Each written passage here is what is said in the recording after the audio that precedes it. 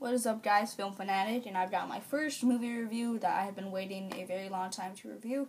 And we are going right ahead, and I'm going to be reviewing The Walk. The Walk is directed by Robert Zemeckis, which he is a fantastic director who also directed Back to the Future, as well as a bunch of other projects. I looked up his filmography, and he actually directed a bunch of movies that I didn't even know that were directed by him. This movie was a great movie, in fact. I enjoyed seeing this movie, but it did have many flaws to the movie. Now, with the first flaw, Joseph Gordon-Levitt, playing his character Philippe Petit, was basically narrating this whole story throughout the movie, and that really bothered me. I mean, I just wanted to see the story play out and not have him cut in between different scenes to actually hear. I wanted to know for myself what was going on instead of Philippe Petit telling me what was going to happen next or what was happening or whatever. And I just felt like that bothered me. So that was definitely one of the flaws. Now, to the time where Philippe Petit and his Dane were actually setting up the wire across the two towers, the scene went on for like 15-20 minutes, just setting up the wire and doing whatever it did, what they needed to do to set up this wire. But I really felt like that could have been like 5 minutes or less. I felt like it really dragged on for much longer than it should have.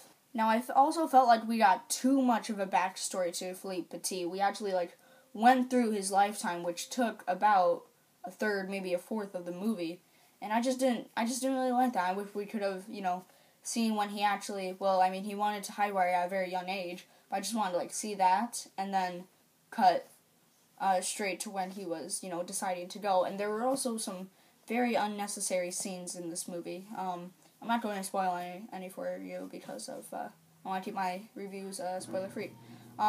So I just felt like there were many unnecessary scenes, and I just felt like we didn't need any of those.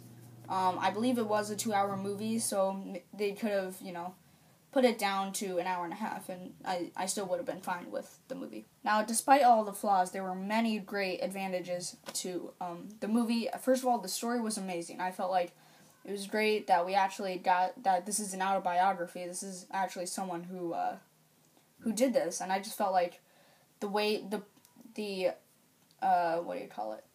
he really wanted to pursue this dream of high wiring across the two towers, and I just felt like that Robert Zemeckis directed that and did that so well, and I literally felt like, man, I want to do this, but I never want to high wire. I think it's crazy, it's hard to believe that someone, walked across the two towers, and see on the big screen was just, seeing it for myself. And with that, I felt the CGI was great with the movie. As he was walking across the wire, I literally felt like I was on the wire with him. And he just did all these, so much tricks and all that stuff, and it was an entertaining scene. It was also an emotional scene because he was setting some ground rules, and with that, the camera work for this movie was amazing as well. I thought that the different shots the cinematographer had was great and fantastic, and that it gave me more looks as to different points of view from the movie. Now, this was a very intriguing film. I actually wanted to sit through the rest of this movie. The first half of the movie was boring as crap. I mean, it was boring. There were some great scenes in the beginning where he was actually training and stuff like that. But I didn't really like it. But the second half it really paid off for the $10, or in my case $5 that you spent for the movie, because that's definitely an experience you want to see on the big screen. Now, with those, I thought there were many great performances to this movie, especially Joseph Gordon-Levitt, who played Philippe Petit. He's been in a couple movies, Inception and The Dark Knight Rises. Those are the only two movies that I've seen with him in it, and I just thought, this is another big role that he gave to, that he offered to the audience of viewers who went to go see this movie. And he did speak in a French accent, which was a little hard to figure out. You're used to his normal voice, but he was speaking in a French accent, and I thought And I thought this French accent was good as well, and I think he nailed it perfectly. So guys, The Walk is an amazing movie, and I definitely recommend going and seeing this in theaters. Maybe even a cheap theater near you. I have one which has like $2.50 a ticket for older movies that are still in theaters, so I always go see those.